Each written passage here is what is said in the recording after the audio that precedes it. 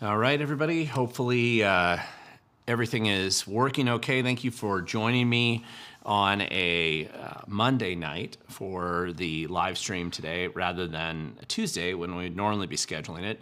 And the reason why I had to schedule it this week for Monday is really just more to do with my I mentioned occasionally before, but I have a daughter at the Air Force Academy, and so I'm actually going down to visit her. And so I'm going to be leaving a little bit early with my youngest son this week, just so that we can go visit the academy and see my daughter, who I haven't seen in months since she went through basic there. So that kind of changed the schedule this week, and that's why we're doing the live stream today. I also was able to record a good video today, I think, hoping to launch it tomorrow, just about the hand recount and the close election that's going on in the Public Lands Commissioner race. You probably read some articles out there, you might have, and so I'm happy to talk about that today. But again, today is an Ask Me Anything, which means that when you ask the questions in kind of the comment section, depending on how you look at my live stream, you'll see it, I think, on that side of your screen. But regardless, when you put in your questions, when I'm answering a question, I'll try to put it down below so you can see what question I'm trying to answer, and at least making some effort to try to answer at that time, so you can kind of tell what I'm talking about, or at least attempting to answer, even if I've gone off into a tangent at that time. Today will be a good I'm hoping that this is going to be a good show today with a lot of information to go over. A lot of things are going on right now, all at the same time. Did not have an opportunity last week to get as many shows, videos done. So, but I do have a really good one, I think, that'll launch tomorrow, like I said, and I'm pretty happy to get into that. So just a real quick update just to make life a little bit easier for us as we kind of go through this. I do tend to get a lot of questions, especially towards the tail end of the live stream. And what happens with those questions is it's a little bit easier for me to see that you have a question, because there is a lot of dialogue sometimes between different people putting comments up where they're responding to each other. That's fine. That's great, but it's harder for me to start pulling the questions out of that when I'm kind of scrolling through the questions here. So if that happens, then try to put an @ the governed when you're trying to ask a question, so that it'll be easier for me to spot that question and be able to answer it. So the one thing, and I'm going to steal a little bit of my thunder here on the, and before I get to this on the video, one of the things I promised occasionally is to mention that any upcoming events that I'm going to be at. And the next event where I'm pretty sure I'll be speaking at is going to be at the King County Republican, I believe it's the King County Republican, it's not a Lincoln Day dinner, it's an event they have up in Bellevue on September 13th. It's a Friday. And so, not sure what role I have there. Either I'm introducing Riley Gaines, I think, or I'm going to be helping them MC the event. I know it's a fundraiser event for them, but some good speakers, it sounds like they have lined up. I've never met Riley. I'm really excited actually to meet her. So hopefully that all kind of comes together the way it is in preliminary planning right now, and I will be up there, I know, speaking at that event. I have some other events scheduled for later in the month and scheduled out through October and November, but it's a little far out to really discuss those too much, just in case some things change. And there are some activist training events that I'm doing just for some small teams of activists around the state that are focused on very specific issues right where they live. And I don't always announce those, because those are oftentimes kind of closed groups that I'm going out there to help train them on some very specific issues that they might be dealing with. But with that, let's just, I did want to discuss a little bit about the video. I believe that the hand recount statewide is kind of an opportunity for us, for those of us who care kind of especially about the wonkish side of the election process, to particularly take advantage of a statewide hand recount, which to my knowledge we really haven't had since, I believe, 2004. Anybody who thinks I'm wrong and has an example of another statewide recount, hand recount like this, that was within that statistical disparity range where it's less than a quarter point of difference in 1,000 votes separates them. If you're aware of another race since Dino Rossi in 2004, the Dino Rossi-Gregoire hand recount, if you're aware of another one that's out there, please let me know that's happened since then. But I'm fairly sure that this is the first one that we've seen since then. And for those of you not aware, just very specifically, the hand recount that we're talking about here that's going on is the Public Lands Commissioner race, of all things. The first position, Jamie Herrera Butler clearly got 22.03% of the vote, I believe, with 419,000 votes. And so she clearly moves on to the general election, no doubt about it. She's a Republican, former congresswoman from the 3rd Congressional District. She lost her position there a couple years ago, and now she's running for the Public Lands Commissioner for statewide office. Interestingly enough, too, the Republican who was largely acknowledged for bouncing her out in the primary last time was Joe Kent, who is now the lead Republican in that race, who came out of the primary, and he did endorse her for that position for Public Lands Commissioner. However, she came through clearly. Well, what it looked like on election, or at least the day after election night, which doesn't mean anything anymore because only half the ballots have been received by that point in time, so you have to see what the real turnout is as you collect the ballots over the next 3 weeks. However, on election night, it looked like Sue Kell-Peterson, who was a Republican that was in position number 2. And again, in Washington State's genius system of the top 2 primary, it's a jungle primary. Everybody jumps into the same race, regardless of party affiliation. The top 2 vote getters are the ones that move on to the general election. So Sue Kell-Peterson, who was also a Republican, was endorsed by the Republican Party, managed to look like she was going to be in second place. However, what happened is there were 5 Democrats running, which split up a lot of the Democrat votes. The lead Democrat was Dave Upthegrove, King County Councilman member Dave Upthegrove, who came through out of the scrum of Democrats to be first position Democrat, but he was in 3rd place for most of the last couple weeks. Now, he kind of moved ahead of Sue Kell-Peterson for a while, and then he moved back. And in the end, he was 51 votes ahead of Sue Kell-Peterson, which each of them getting 396,000. I want to say 300 and 251, or 249, if I remember right. So nevertheless, that's a teeny percent difference. So I think both of them got 20.82% of the vote, but the difference is so small, it mandates and automatically triggers under state law. RCW 29A, don't remember the rest of it, but RCW 29A, it basically triggers this manual hand recount for all 39 counties.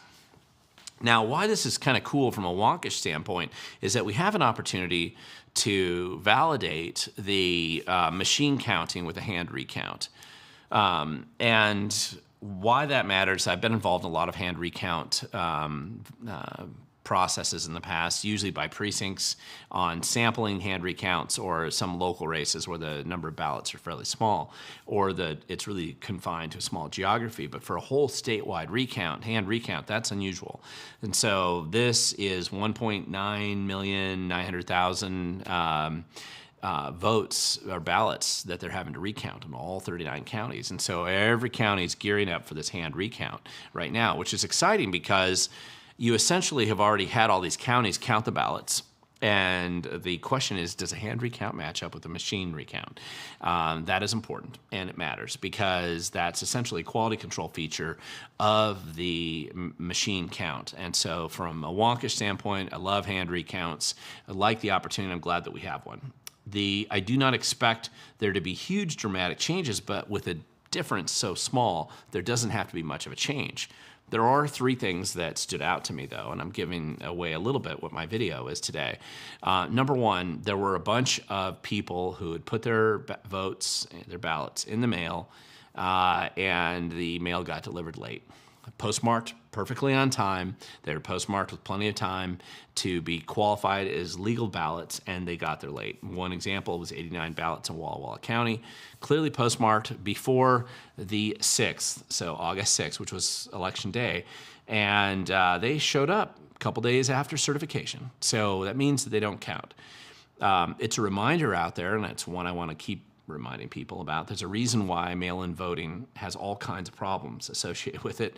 One that people don't seem to talk about as much as they should is the incompetence and, really the problems with the post office. If the post office is having problems, it's essentially an unauditable element of the mail-in voting system.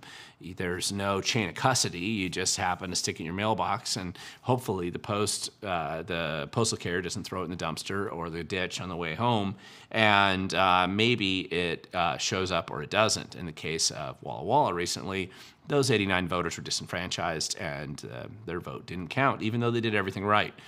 That would never happen in an in-person voting system, ever. There's a big question as to how many people that's actually happening to on a regular basis. Of course, that with an election this close, those 89 could have had a material and significant change to the outcome of the actual election that we're looking at right now. I don't know if it would have been enough to switch it one way or the other, but if that's just one county, there's hundreds of others, and it seems like in Eastern Washington we have more of those. On average, I would say those are probably more Republican voters than not, and of those who are Republican voters, how many of them would have voted for Sue Kell Peterson versus J. Butler? That's the question. But if some of them would have voted for Sue Kell Peterson, and there were more of them than for the guys that voted for the Democrat, Dave Upthegrove, clearly just these late ballots alone, which were not late, they were put in on time, but the ones that aren't going to be counted, those could have made a big difference. This is fairly significant, and it's worth paying attention to. It's not the only thing. There's a lot more going on. My video that I'll launch, that should launch tomorrow, is going to discuss some of the concerns that I have with this omni-ballot system in King County used for ballot rehab, and some voter suppression that appears that it might have happened on a partisan basis up in Whatcom County. So that video will launch, and I'm interested in your feedback on it after it launches, and I think that it's trying to stay on top of exactly what's going on out there is actually pretty important. So let's get into the questions. You guys have a bunch of them, as always, and I'm seeing them stack up here. So let's just get started, and the first question that we have is this one right here from Steve Morker. And it says, I heard that if a law is passed and the governor makes the law, an emergency enactment goes into effect immediately, that the law can't get challenged by an initiative petition. That's not exactly accurate. First of all, the governor doesn't make the law. Essentially, the legislature makes the law, and they do add what they call an emergency clause to their laws sometimes. What that prevents is a referendum on the law. And a referendum is part of the initiative process, but it's a little bit more complex in a way, and the law has really been watered down a lot since 1912 as far as the practical application of a referendum. The language in a referendum, I'm never a big fan of referendums in general, and the reason for that is that basically the referendums have confusing language that makes it difficult for people who support repealing the law to understand for sure what they're voting for, just the way the language is drafted.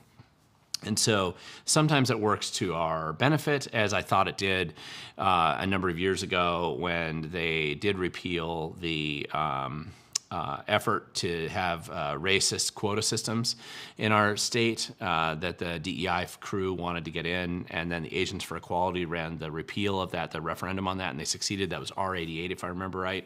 That one, I think that confusion probably helped a little bit, but I think it hurt us in R90 when there was some effort to repeal one of the sex ed programs that Inslee was pushing through. So referendums kind of suck.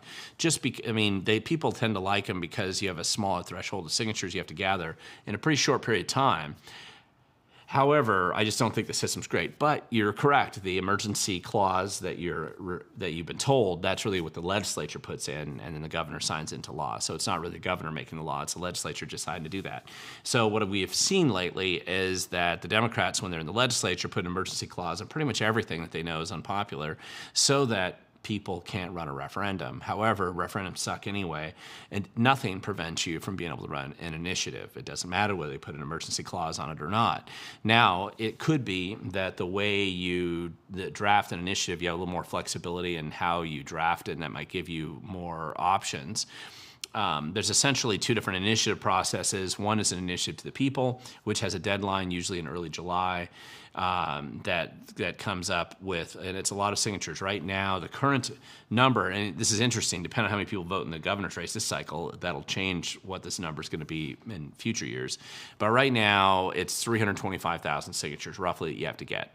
And so to get 325,000 signatures for an initiative to the people by July is a tough lift. Obviously, the Let's Go Washington people did this in the repeal of the gas tax, or the gas ban that the Democrats in the midnight hour or 2 a.m. hour decided to try to pass. So that's super unpopular. It was foolish for them to do it. They put an emergency clause on that as well. So an initiative was really the only way that they could essentially repeal that. But they really did more. They're really just eliminating that foundational structure that the Democrats are trying to put into the law that would allow them to ban natural gas in the future. That's an initiative to the people. Initiative to the legislature is what the Let's Go Washington people did last year, and if you saw some of my videos, I talked about this quite a bit, where they ran the 6 initiatives all at once, and they collected signatures all the way till the end of December. So it's a couple days before the end of December. It's your last time to turn in. But again, same number of signatures per initiative, 325,000. I'm rounding that number up. Essentially because you need more signatures turned in than what the state law requires, because you're always going to have some signatures that are rejected for signature match. You're going to have some people that sign and they're not registered to vote. They get rejected. And you have people who sign twice, and those also get rejected. So you're really looking at about a 400,000 number that you're probably shooting for just to be safe when you go to turn it in. And the Let's Go Washington people did that for 6 initiatives last November. Initiatives to the legislature are a little different as well, because they don't go on the ballot immediately. What they do is they first go to the legislature. Legislature has the option then to pass them into law, to put an alternative on the ballot with them, or to ignore them or vote no, and then they go on the ballot the following November, which is why you have 3 of those initiatives, and then the initiative to the people that was the repeal the gas ban that's also going to join them. So you have 4 initiatives, 1 to the people, 3 to the legislature. They're going to be on the November ballot. They're the first things you're going to come to, and there are no referendums on that ballot. Good question, though. Even if it was a little bit off, I thought that was a good question. Tim Barnett, you have a question that I don't know why you threw out here, but I did say ask me anything. Tractor Supply employees refused to help me lift a 250-pound propane tank. Called me names, refused to help me when I saw public safety issues on the propane fill. What can I do to keep them from being bad? Nothing, probably. You can always fill out a complaint form at Tractor Supply. If you have a 250-pound propane tank, I would think that it would be best to use a forklift or something, or a tractor, to basically make sure that you have that in the back of your truck already. Lifting a 250-pound propane tank isn't the most fun. And but if there are safety fill issues, like what are they smoking when they're filling it up, I'd certainly like to know what those are. Feel free to let me know later on in the comment section. Jack, you got a question here. Why is it that when a hand recount occurs, like what I just spent some time talking about here, the worst of the 2 choices always seem to come out on top? It's just bad luck, I guess. Well, in this case, it's convenient how that always happens, isn't it? But one of the reasons why you'll hear people say, get a number too big to rig, right, is that it always gets shady, and the shady actors come out of the woodwork when the election results are super close.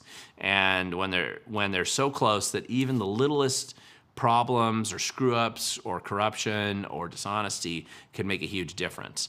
I'm going to tell you, it's an absolute certain fact that the number of people who are not U.S. citizens who probably participated, in many cases by accident, but they would have participated in this recent election, the 2024 primary election in August.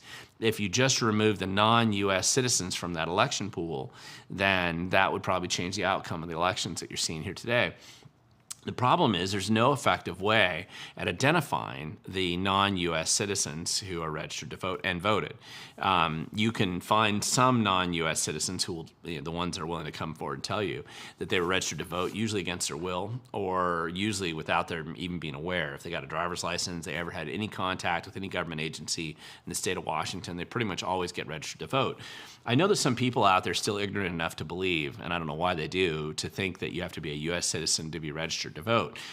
you do have to be a U.S. citizen to vote, but that doesn't mean you can't be registered to vote. So our agencies and our Department of Licensing, they take advantage of that loophole. They register lots of non-U.S. citizens to vote all the time. They do it every day. And they shouldn't, they aren't supposed to, but it happens. Now, the question is, do they actually vote? A large number, now when I'm aware of them, there are people who come to me, and so I'm able to know that they're not U.S. citizens. Those people aren't voting, but they're coming to me. That's why I know about them. What about the people I don't know about?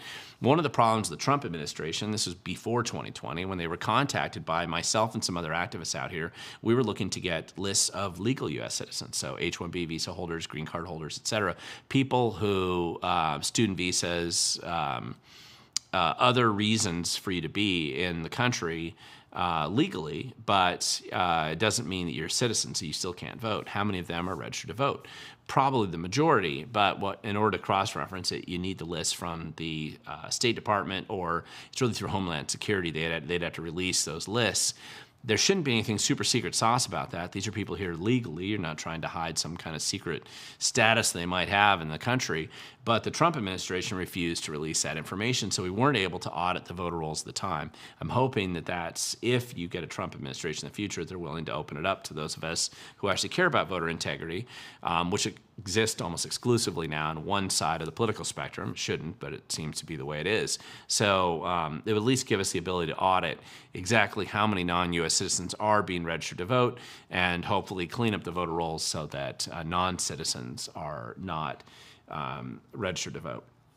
Just as a little side note here, assuming federal law matters anymore, and I'm not sure that it does, but under federal law, in theory, if you illegally voted, that's grounds for you to be rejected if you're trying to become a U.S. citizen.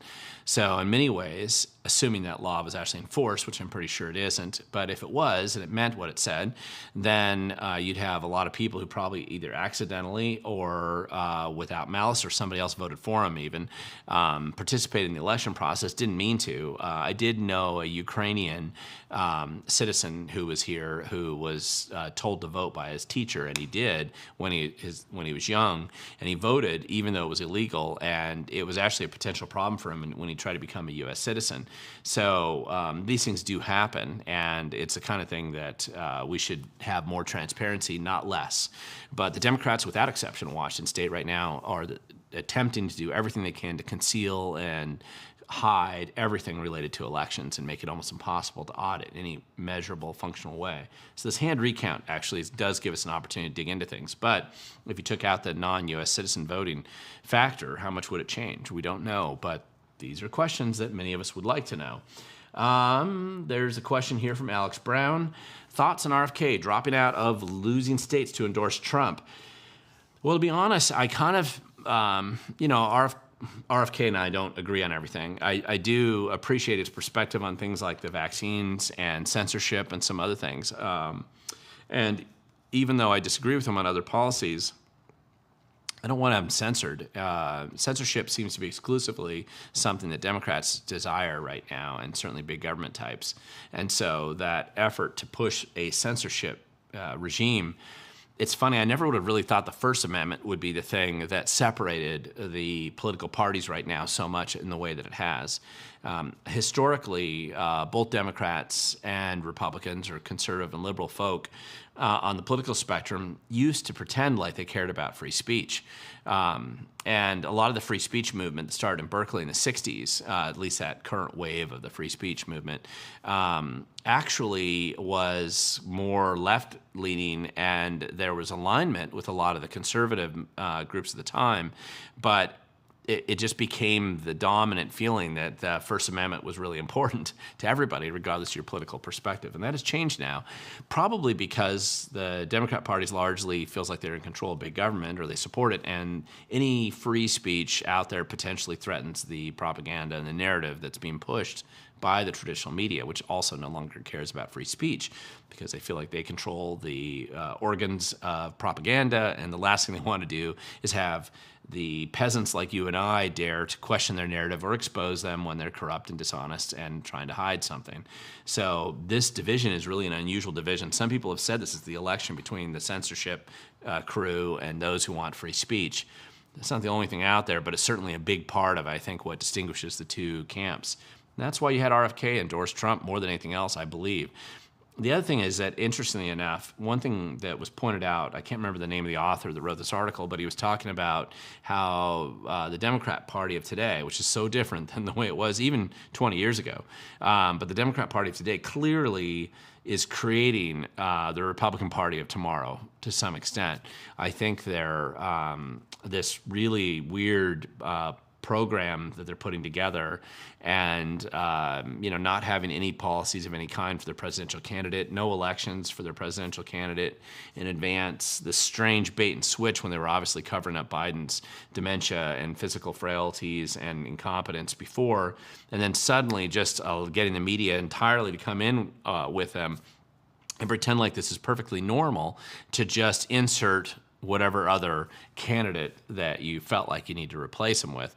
So this swapping out Biden with Kamala Harris, who, by the way, failed in her primary election back in 2020 when she was trying to run for president herself. Clearly the voters on the Democrat side didn't like her, and she is generally despised by everyone else, including her staff who worked for her. So it's kind of an interesting situation that we're facing here. It's very strange. If the media didn't prop them up so much and let them get away with saying nothing and having no media events, then I don't think that this would be as close an election as it's being portrayed to be at this point in time. But RFK jumping over and supporting Trump, especially in the way that he did, eloquently in the way that he did, I don't know how to measure that. I'm not really sure. It's usually a very small percentage of the population that support third-party candidates, and that's probably true in his case. Those are usually going to be independent thinkers. So will those independent thinkers decide, well, I'm either going to go into the Borg censorship machine or I'm going to go into Trump, and I mean, I'd agree with Trump, but I'm going to support him anyway, which I think is kind of the message that that RFK had there when he dropped out. Thunderstriker, hello, Glenn. Just quickly come to check in to say hello. I'm now at the Seattle airport for a flight back to Arizona. How's everything going on your side of Seattle? Well, I'm far to the south of Seattle right now, but good to check in. Things are going well, and we will move on with more questions here. Starving Artist Studios. How do we know if a local politician is in line either with an America First agenda or in line with Trump's policy or a rhino? And actually, it's rhino with an R-I, not an R-H. That's a good question, and I don't know as much how much that matters at some of the local elected office positions.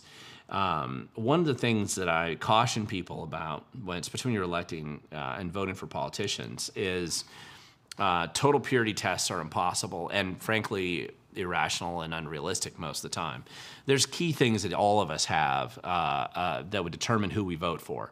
What really, one of the issues that got me first involved in the political process was mostly the Second Amendment issue and gun freedom and gun rights and the ability to defend yourself. That was a big issue for me when I first kind of came into more political awareness of what was going on around me. And I remember my belief at the time, and I feel this actually pretty strongly still today, if somebody's anti-Second Amendment, there's no way I'd ever vote for them. So from a policy platform standpoint, that is an absolute red line that I would never support anybody that's hostile to the Second Amendment under any circumstances. That being said, when it comes to local government issues, you're going to always have decisions you have to make for port commissioner, school board races, city council, county commissioner races, other positions like that. And so what are the metrics you're using to measure between the two people that are running? In most cases, there's no way for you to be able to know who these politicians are completely. And frankly, I know this comes as a surprise to many people watching this video, but politicians lie. They misrepresent themselves all the time. In a conservative district in which they probably feel like they need to promote Trump, I bet a huge percentage of politicians say they support Trump, whether or not they do, and whether or not they agree with any of these issues. The other problem is you say an America First agenda, both Trump's policy and his agenda have changed over time. That's just the truth. There's a practical pragmatism associated with what I can see his foreign policy approach to things. And there are resistance. I mean, there's definitely people who I think have had a more sloppy approach to foreign policy where they seem to be willing to get us into every stupid, dumb war and conflict they can find. Now, those people are problems, right? And that seems to set them apart, and in contrast to the Trump administration and this kind of America First agenda. But these tend to be labels that are meaningless unless you really delve into what the specific policies are. So you really have to find out what those policies are that they support. But at the county commissioner level, what you really want, and city council level, is somebody who actually believes math is real, which by itself, if they have that belief and they believe math is real, they're probably not a Democrat. That's a nice start. Somebody who believes that math is real and they don't want to always raise taxes at every excuse and every opportunity they have.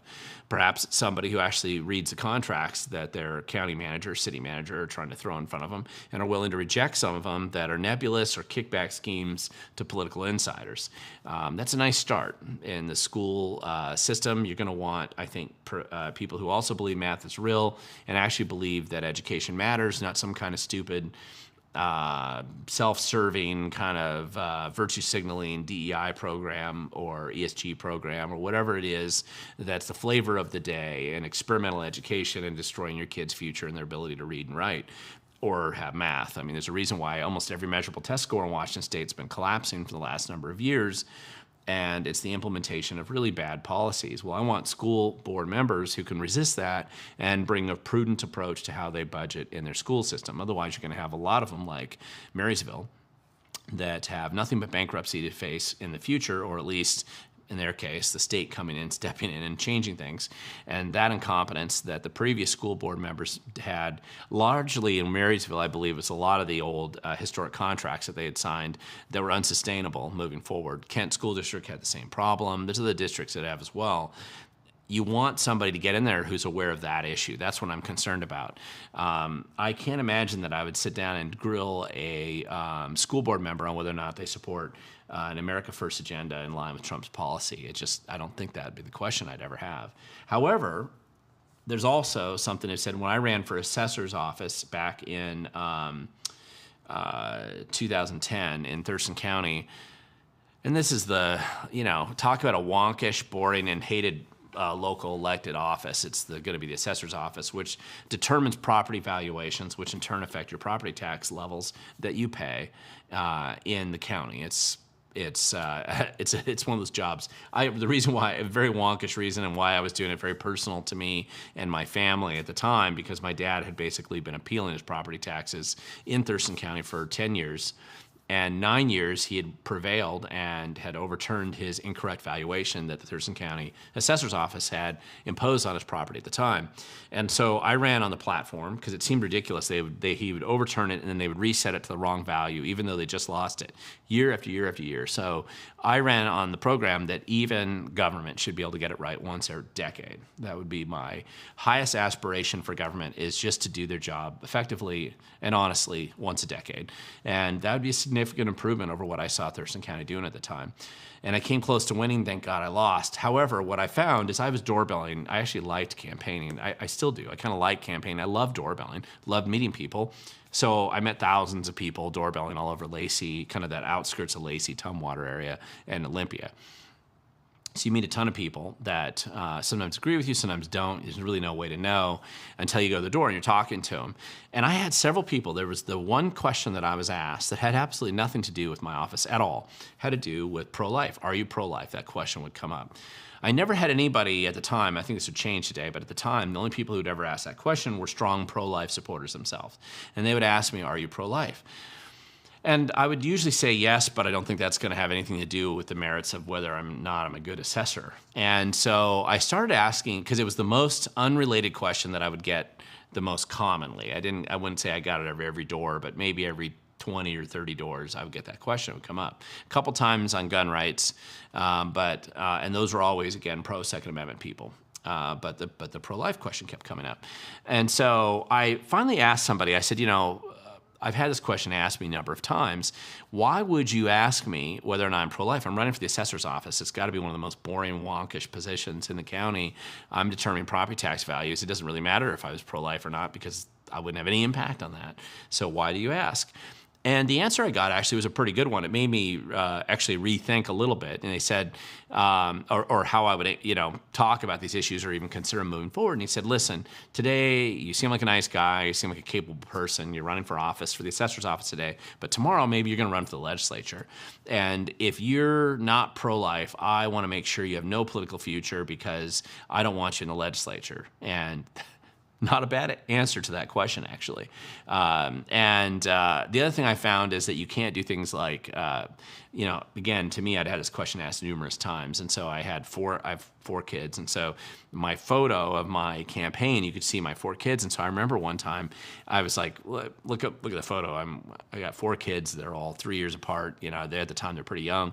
I said, what do you think? And they didn't, the guy didn't like that, and he told me that doesn't mean anything, and you could. It was just a very funny question. I did make jokes about it after that, but so you get to experience a lot of this stuff when you're going out there. So again, but I do generally in elections, ultimately, especially in Washington State, in November, your choice is binary, right? You got to choose one person or the other, and you should try to pick the best person that you can find for that position at that point in time, and make sure they're the ones that get into office. And if you don't have a great choice between the two, pick the least worst of the two. Now that may not be great, and you may be dissatisfied with your choices, especially if you live in King County, but it's a good place to start, and it does allow you to start paying attention more to who's there. And you're going to find you have to watch people in office in practice and see who they really are, because I don't care what they tell you. I think people tell you what they think you want to hear, and that's oftentimes what they say. I'd rather have somebody in there who's honest, and I certainly want people who are going to be honest to me, but a lot of them lie, unfortunately. Ellen Van Cleve got a question here. Glenn, if you watch Professor Dave Clement's Let My People Go and the Gideon 300 documentary on election integrity, and your thoughts on it, if you have any. My answer on that is no, I haven't watched those. I've heard of them, but I haven't. So I don't have any opinion on it. But if they are trying to make elections more honest and transparent, anything that does that is a good thing, and anything that allows us to audit them more effectively, that'd be a good thing. Anything that gets us down the road towards same-day, in-person voting, and no longer on this mail-in system, I think that's great. So anyway.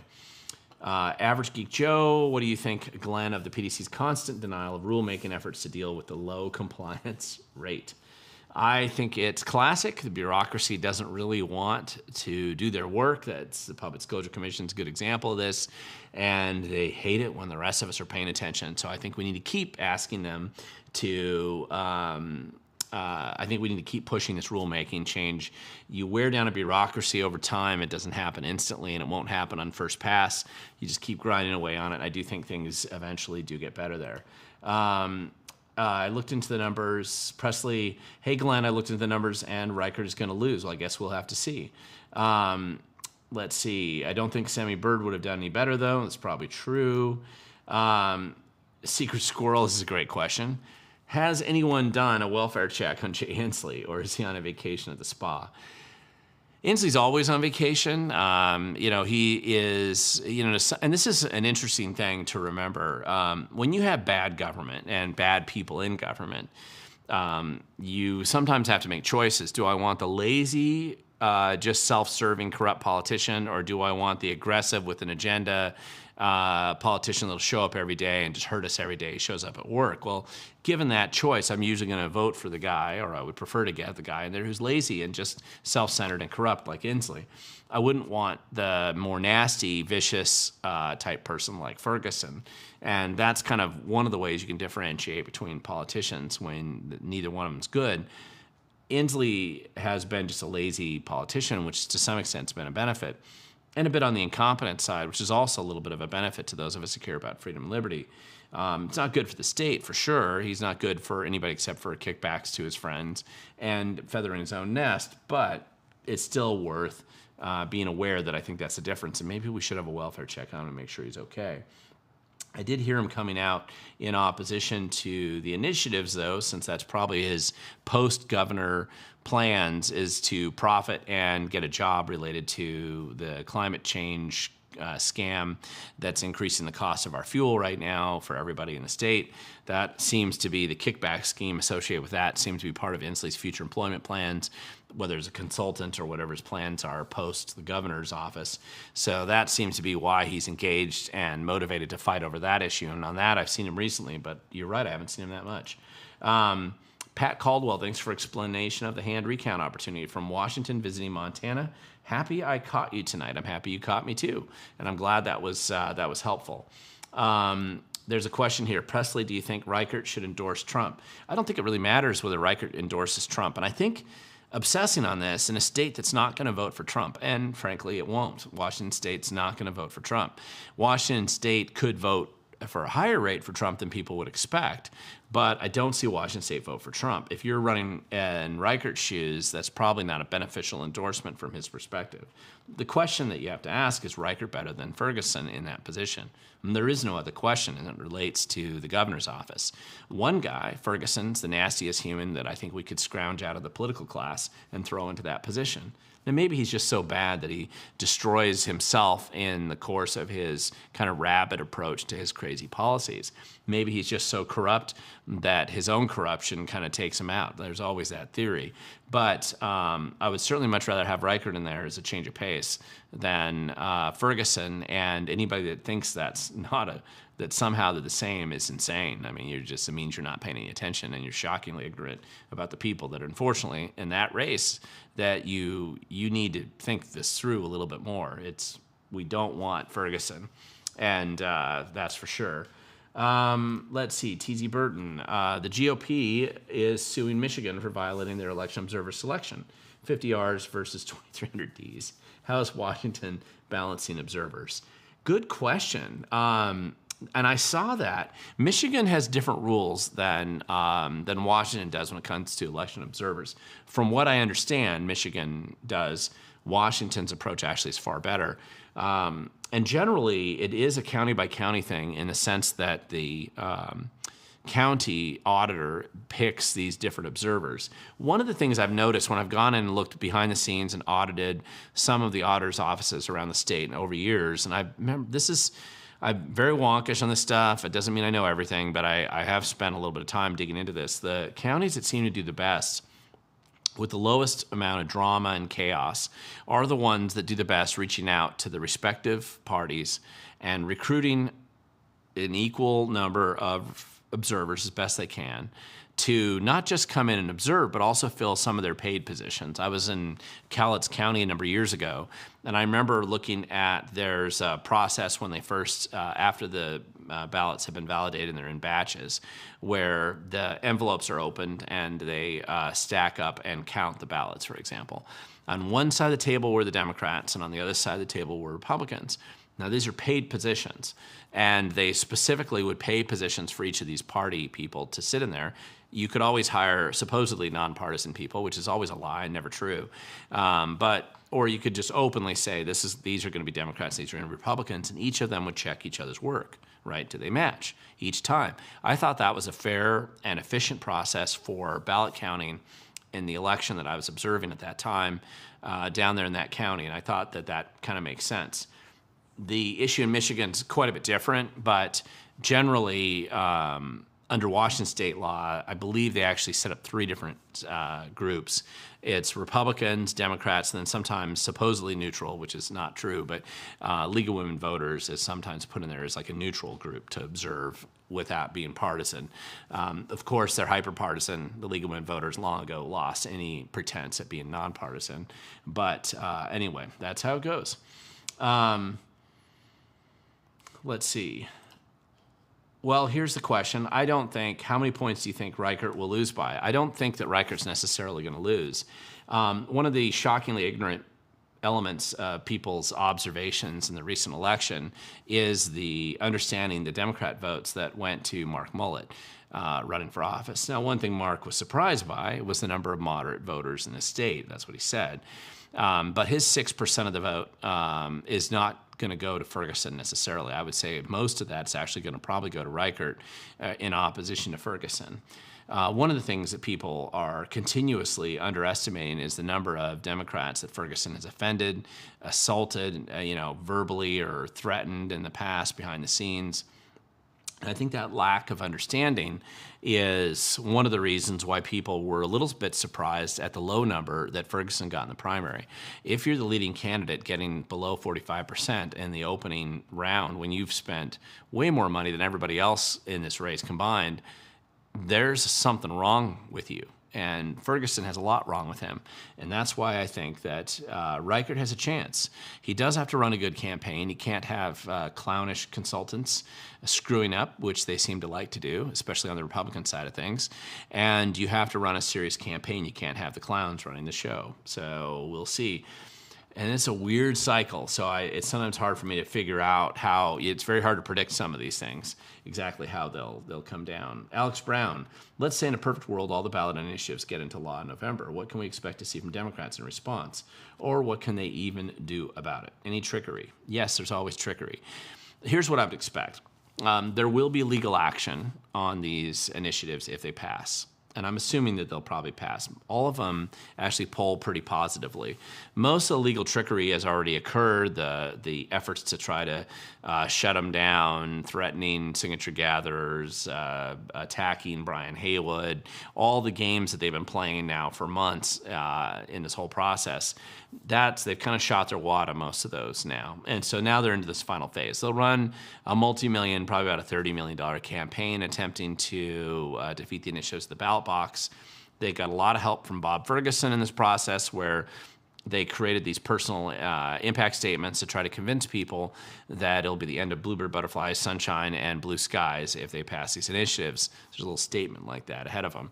But a lot of people are pretty disgusted with government right now, including people who have D's next to their name, and they're going to vote for Democrats, surprisingly. But despite the fact they're going to vote for the worst people that they can find on the ballot, shockingly, a large number of them are still going to vote yes to pay less. And so that makes me believe that there's a different result that I think we're going to see some positive results in those initiatives.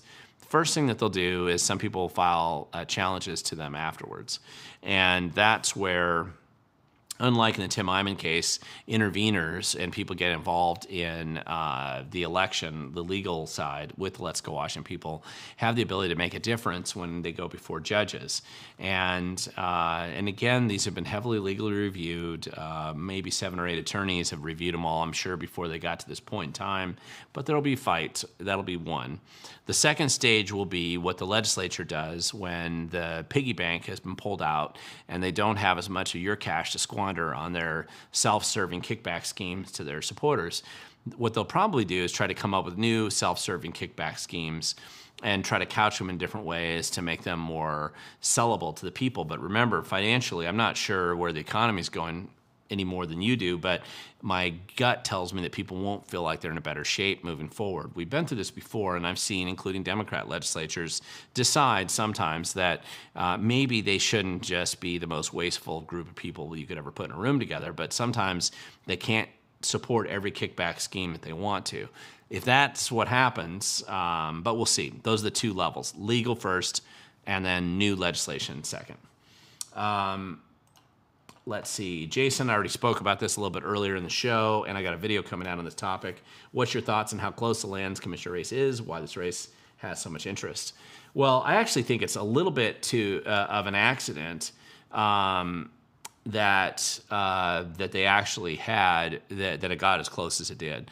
On election night, the day after election night, which is a meaningless designation in Washington state election policy because the truth is only about half the ballots have been counted at that point in time, and the rest of them straggle in as the post office discovers them and hopefully doesn't throw them in ditches or lose them at their distribution center, and they actually get to the auditor's office at the end of the day.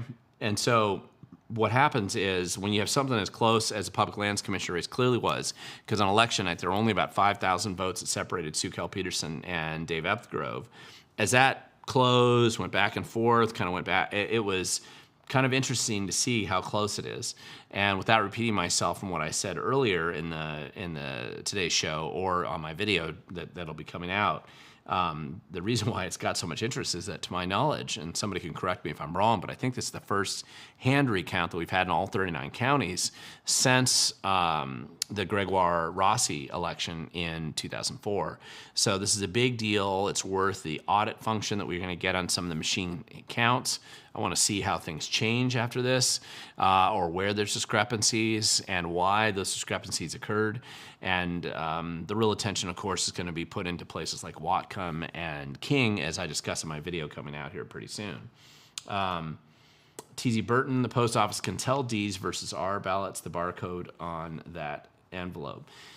I don't believe that that's actually true directly on the envelope. They can tell which ones are D's and R's based during the presidential primary election because you have to identify which race you're voting in, so they could determine that. It's possible that your local postal carrier would be able to tell if they remembered that you had marked R on your ballot back in the presidential primary back in March.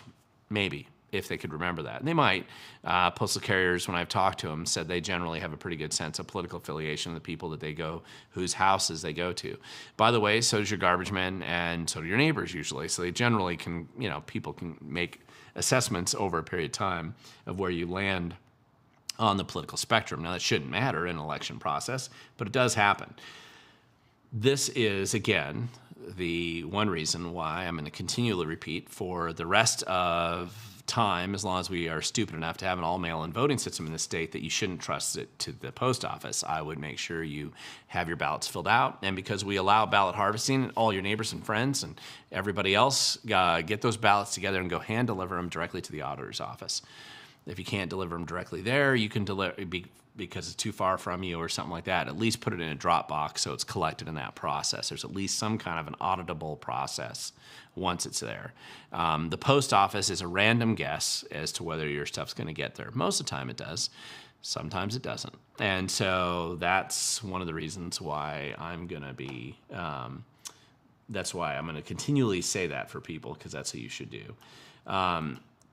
Let's see, Kathleen Music. I don't trust the vote counts. Tell me I'm wrong. I'm not going to tell you you're wrong. There's all kinds of problems with voting, but there's a difference between not trusting and freezing up and being pre-surrendering your life, or becoming massively apathetic and doing nothing and just letting them come and control you. I don't quite understand that approach. But there's all kinds of problems with how our election systems run in this state. Mail-in voting being one of the problems, but the biggest issue really has more to do with voter roll management. We register all kinds of people that shouldn't be registered to vote, including a lot of non-U.S. citizens. Anybody that thinks that non-citizens aren't being registered to vote is shockingly ignorant, and it's embarrassing that you'd actually think that. But anyway, we'll see. Do you think a Republican can win the lands commissioner in Washington? Sure. I think that you have a couple of positions where Republicans have chances in prevailing in these election cycles, or if you get the right candidate in there, that they can win. Public lands commissioner is one of them. We've had Republicans in there frequently over the last number of decades.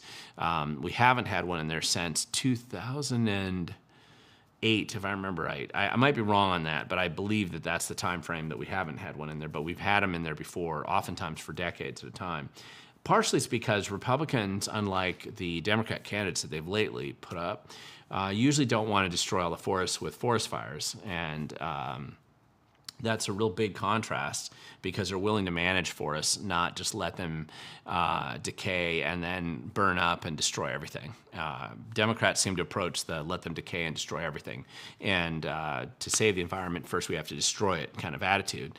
The Republicans seem to have a much more nuanced approach generally. Even the less engaged or aware Republican candidates over the last 20 years or so seem to be focused on proper forest management and healthy forests and building habitat accordingly as part of their program. And they also are aware of the trust lands designation for forests, which has not been the case under the Franz or Goldmark administrations lately. So I do think the Public Lands Commissioner is one of those races. Office Superintendent of Public Instruction. Normally, I would say that'd be a tough race for a Republican to win, but because of the egregious incompetence of Chris Reichert and the complete destruction of the public school system under his watch, and his essentially through his own incompetence and failures, epic failures in that position, and driving 70-some-odd thousand families out of the public school system now and into private school or homeschooling, it seems to me that that's opened an unusual door, especially on that kind of east side crescent of King County, where people might be voting Democrat normally, but that's a nonpartisan race. I think they're going to vote for anybody except for the idiot in charge right now, who's just a clown and seems to like destroying the future of education at every time he turns around. Those are the opportunities that present themselves. The other races that you'll see, treasurer, Insurance commissioner, I think Phil Fortunato has a chance if he really promotes the fact that he's going to reduce the cost of living for the average person. People are angry about their jacked up insurance rates. Not 100% of that's due to policy in the state, but a decent chunk of it could be alleviated by better policy in that office. And former insurance commissioner Mike Kreidler was, he's fossilized in office for almost 20 years. People don't even know what it's like to have somebody in there who actually cares about that position. So it could be kind of exciting to get somebody in there for real. I blame Abel. Do you believe that an independent would do better in Washington state elections more so than in other states? No, I don't think it's that relevant. Here's the reason. An independent, even a great independent, running for office, unless they have just some highly unusual name recognition or familiarity, will never survive a primary. We saw this, and in fact, I featured this when I was talking about the video that I did recently, which was a good video. Didn't get a lot of views on it, or as many views as some of my videos usually do, but I thought it was a good video, which is about why money matters in politics. And in there, I explained a couple of situations where elections had different outcomes than what people would have expected based on how much money the candidates were raising. And in this case, there was a libertarian running for insurance commissioner at the time, raised the most amount of money, and ran a good campaign. He was all over the place, doing a great job. This was back in 2020. I thought he was a good candidate. I supported him. A lot of people did. A lot of people knew him. And at the last minute, a Republican comes out and jumps in who's completely and wholly unqualified in every measurable way. This kid had no idea what the office was, didn't know what he was doing. I'm not saying he needed a drool cup to function in society, but he was certainly completely unprepared and the opposite of any professional. But he said he was an Republican. And he crushed Welty in that race. I mean, he crushed him just because of party affiliation. So party identification is kind of a challenge. If you say you're an independent, that can mean different things to different people. It's worked in some local races. I've been involved in it. In Thurston County Commission years ago in 2014 and 2016, it was effective. Thurston County Sheriff's race, it was effective for many years running as an independent. But I don't see that being easy to do when you get past that local government level. It's just too difficult. So people think that that's some kind of solution, but the reality is too many people are going to, just as a quick thumbnail sketch of where somebody stands politically, they're going to want to know, do you lean this direction or do you lean that? And if you're independent, it makes it look like you don't stand for anything. And so in a top two jungle primary, you get squeezed out almost every time. Again, with the exception, you be highly unusual, something about you so unusual that you really stand out. In local government races, independents can sometimes, if they're one of the ones that gets through to the general election out of the primary, sometimes independents will actually get some votes from Democrats that are so pissed at the Democrats that are running that they're willing to cross over. They don't feel like they're voting for a Republican. Jason Fisher, what's your thoughts on the alleged threats that Byrd made against a GOP rep? Apparently the police are involved. I have heard this. I did not witness it myself, so I probably know the same thing you do. I have talked to some people about it. I don't know enough to comment intelligently, but if it's on the specifics. But I will say as a general rule, it's not effective when you lose a race at an election. It's emotionally difficult, especially if you've been running as long as Byrd was. Byrd started early, which is a good plan, I think, in most of these elections. Starting early is a good plan, but that's a long time to put your life into a race. Things change, and when it doesn't turn out the way that you'd hoped it would, it's very hard not to lash out. It generally is. Emotionally, people feel that way oftentimes. And so typically they disappear, you never see them again. I've seen that happen too many times. Or you lash out at other people. I think either one of those options is a mistake. The best thing to do is to try to find a way to find where you fall out now after that election. What can you do to move forward? I've lost elections and I've won elections. And I know the difference. I know the difference in how it feels. And in both cases, winning and losing were the best things that ever happened to me. And so you use that loss as a springboard into doing something maybe different or better. You may not realize it immediately at the time. It certainly won't feel that way, but later on you realize that was the best thing that happened. It helped set me up, or I grew because of that. I became either a better person or a better candidate with that experience in mind. T.Z. Burton, Arizona was successful at removing ineligible voters from state voting, but the Secretary of State is instructing people to fill out the federal form. Is this legal, and can he be sued personally? Good question. You listen, people can always be sued personally. I don't know if that litigation would go forward. It really does depend probably on the judge you get. I'm familiar with this argument because it's kind of weird. The way it was resolved was that they have total control over who you can vote for at the state level, but what about federal? And that big question is historically, and this has been the trend ever since the Voting Rights Act in 1964, and some of a series of laws that were implemented mainly in the South to eliminate some of the structural restrictions that some of the southern states had imposed on primarily black voters down there.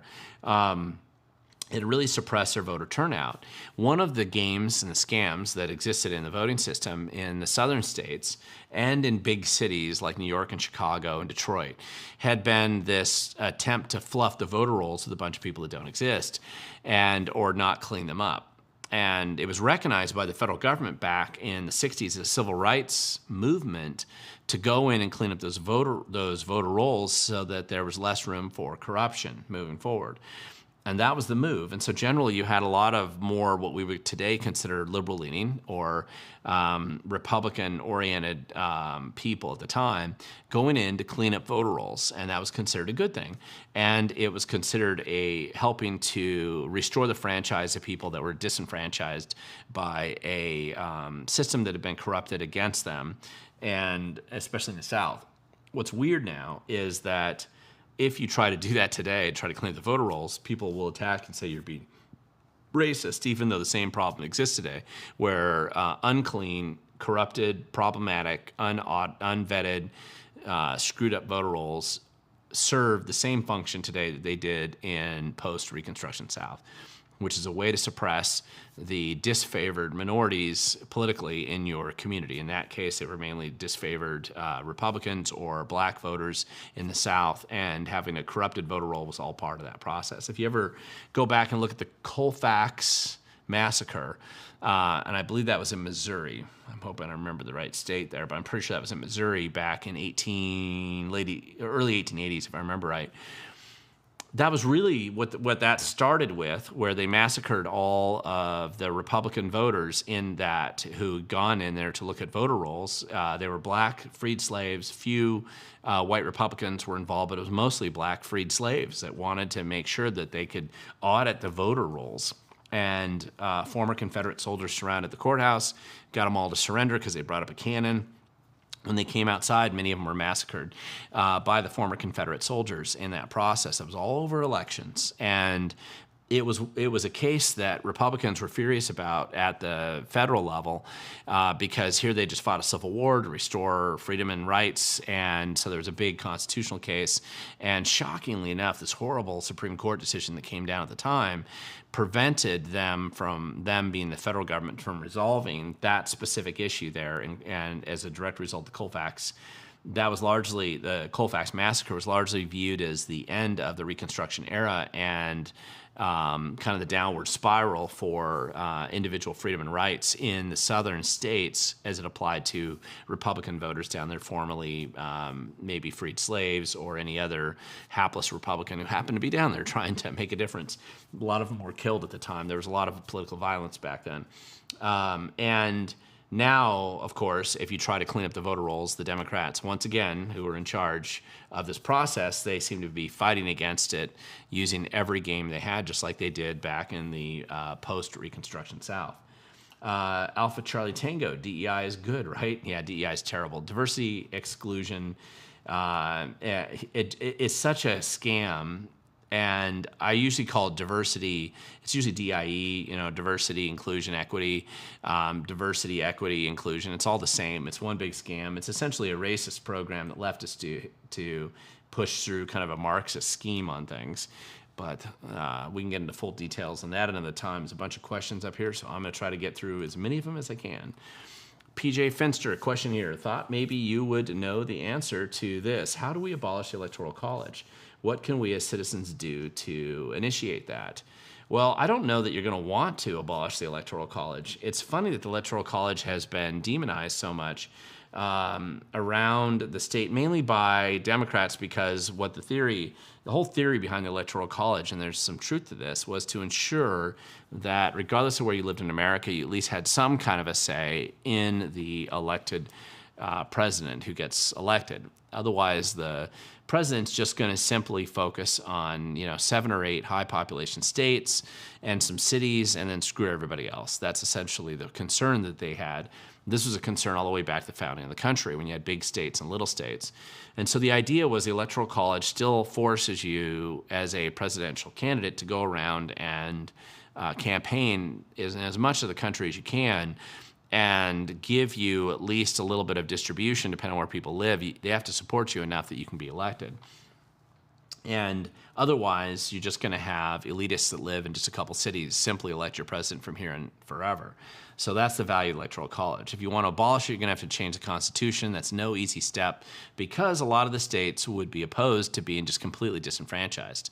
As we've seen frequently when Democrats get in charge in certain states, and big government types are this way. It just so happens that today a Democrat Party is aligned with the big government sort of agenda, that they actively work to harm and destroy populations that don't vote for them. And so there's policies they do use to destroy farming, for example, or to destroy small farming and destroy rural communities and destroy manufacturing companies, manufacturing towns, or people who are log for a living or something like that. And the direct war that they declare on these people, they don't care about the harm and damage they do to those communities, because the Democrats' presumption is they don't vote for them anyway, and so they might as well harm and destroy their lives. The problem with that would be exaggerated on a much more significant level, I believe, if you eliminate the Electoral College and the president didn't care about any of that stuff. You'd still have representation from senators. You'd still have representation from the House of Representatives, the congressmen from those districts. But the congressional districts are allocated by population. Senators are not, so you still have some control in one house of government. But I think that the balance of the Electoral College is actually a pretty good idea. Most people don't understand how it works and why it's there. Let's see, Gordon Claxon. Glenn, what do you think about the race for Pierce County Sheriff? I attended a fundraiser for Keith Swank this weekend, and it was well attended. I'm familiar with the race. I haven't dug into those numbers. I had wanted to do a report on some of the local races around the state, which I might be able to do pretty soon. I couldn't get to it this week. And the Pierce County Sheriff's race seems to be one of those races. Now, if I remember right, there was a crazy person running for office who got bounced out in the primary, which was probably good. And so you have two people who will probably take different approaches to the sheriff's office, but they're not as far apart as the crazy person who lost in the primary. So we'll have to find out. If I get a chance to dig into that, Gordon, that's a good question. Sorry I couldn't answer that in any more detail. I've obviously known Keith Swank for a long time. He's run for office before. He'd be a good sheriff there, and but we'll see what happens. November's not that far away. Let's see. Here's a good question here. Big hunk. Oh man, great. To file a police report if an observer charges a violation, can the police be called? Isn't it a crime for officials to commit fraud? It is if you actually see him commit fraud. I think if you call the police all the time as an observer, I think you probably become an ineffective observer. There are rules around what you're doing. You should be there as part of a team to try to figure out what's going on. It does help if you're a little bit educated about what you're looking at. There's been plenty of mistakes, well-intentioned mistakes, but people make mistakes about what they think they're seeing, and it turns out they're not. I remember some video in the past when somebody made, assuming that they were documenting some kind of fraudulent operation, and they really weren't, according to the observers that I talked to, who were actually in the room when that was going on. What they were looking at was something very different. And so that's just, you're always going to have these kind of problems that pop up in these races and in local county offices. I do recommend, if you want to be an observer, observer. Don't just make this a one-hit wonder time that you suddenly, woke up one day and decided to do. Plan it ahead of time. Try to become educated about the process so you can be a more effective observer. Good, effective observers have made huge differences in the past, and they will continue to do so in the future if they're engaged and involved. But it does help to get out there, talk to people that already do it, understand what they're looking for, what the concerns are, and how to pay attention to that. Is it possible, cat's eye to 2020, is it possible to do an initiative to make it illegal to vote if you're not an illegal citizen? Illegal to vote. Or how do we resolve this issue? I'm assuming what you mean is it possible to do an initiative to make it illegal to vote if you're not a U.S. citizen? I'm assuming that's what you actually mean. And yes, you could do that. I don't think there'd be anything wrong with putting that in. The general argument will be, hey, we already have that law in place. But yes, you could run an initiative that could do that. Technically, it is a law today, but as we've seen, there's a lot of scams on what's going on. So here's a good question. If observers are told to leave polling and you're locked out and cardboard's put on the windows, call the police. In that case, I probably would. And I know we saw that. I was at Detroit in Michigan, and was it Georgia where we saw that someplace else? That's just whenever people are doing that, there's nothing they should hide. Most counties in Washington state right now with the auditors, there's 39 counties, 38 of them have auditors offices that run the elections. One of them, which is King County Elections, has an elections department. Most of them have cameras, and they are recording at all times. Now, some of them, like Spokane, don't really have a good camera system at all. It's one of the problems that they have up there. King County in the past has tried to have their cameras turned off during election time. And we've had to engage and push back on that and make sure that they do have the cameras on. So that's come up a few times in the past. More transparency is always what we're pushing for at all times, I think. Let's see. Cat's eye. The polls have really been trying to beat up on the polls or the initiatives or fake polls that they run. I think that's what you're talking about. They've been trying to beat up on the initiatives. Every single poll I'm getting, whether it's a call or text or an email, really talks crap about the initiatives. I'm sure they do. It's beautiful. The billionaires are funding this massive operation, so we'll just see what happens.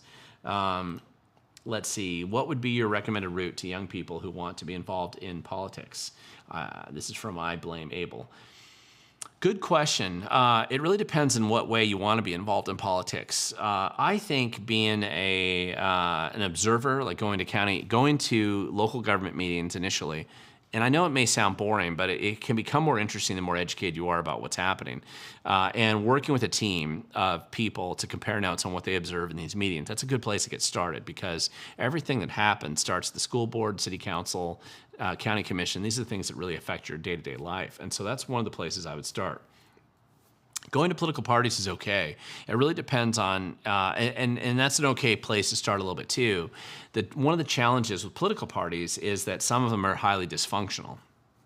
So you go into a political party meeting, and just a little note to Republicans, if you spend all your time arguing and yelling about Robert's Rules of Order or whatever else, you're definitely doing your best to ensure that nobody ever really wants to go to your meeting again in the future, and you just get no new people coming in because who wants to be involved in that?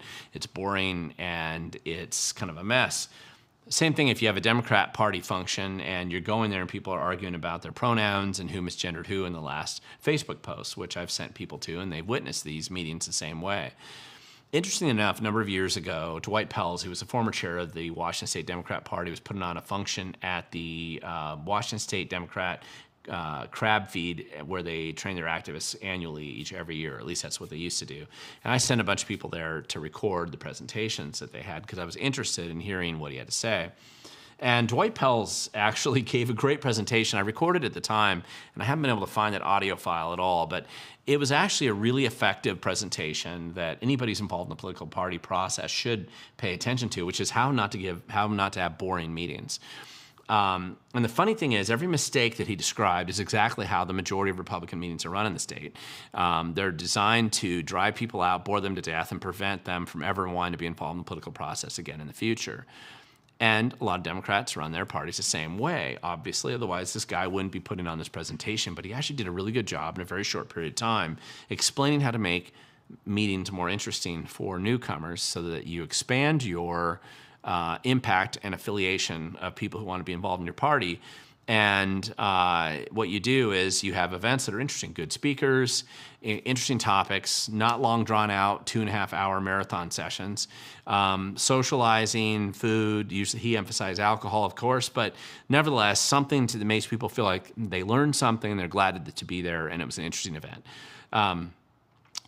Have a separate meeting that's not excluded from the public, but it's the meeting that isn't the main public focus. And that meeting is where you can argue about your platforms, you can argue about your Robert Rules of Order, you can argue about policies and agendas and everything else that a lot of people like to argue about. Somebody has to do that, that's fine, but that shouldn't be your main program. If you integrate the two of those, then your party will shrink and fail over time, just like many do. So separating those out is actually a pretty effective way of running things. And you won't have young people they'll want to come to an event where there's an interesting speaker, they feel like they learned something, they get to socialize with other people, maybe they hear some local politicians talk about issues where they live, and it's just a dynamic and more interesting event. This isn't rocket science. I'm not explaining anything that's hard for people to understand. And then you separate out the other meeting at a different time, sometimes maybe a different day entirely, where they can, where the insiders can argue and debate over whatever those little logistical issues are. Some people really like that, but that's not going to be the majority of people, and that isn't going to be how you expand your meetings.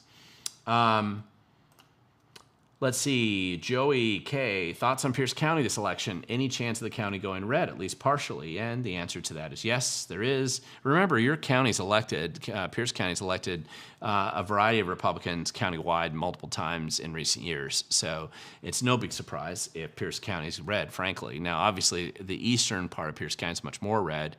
One of the challenges that Pierce County has is you have a large population of military people who don't vote here. They vote back in their home state. And one of the things I would work on is shifting the voting for a lot of those people who are with JBLM to actually be here or a contractor or something with them. Most of them are actually fairly conservative, or a large percentage of them would be. And if they're registered to vote, you would have a little bit better outcome, I think, in some of the elections, at least in the 28th legislative district, probably impacting a few others there, but especially there.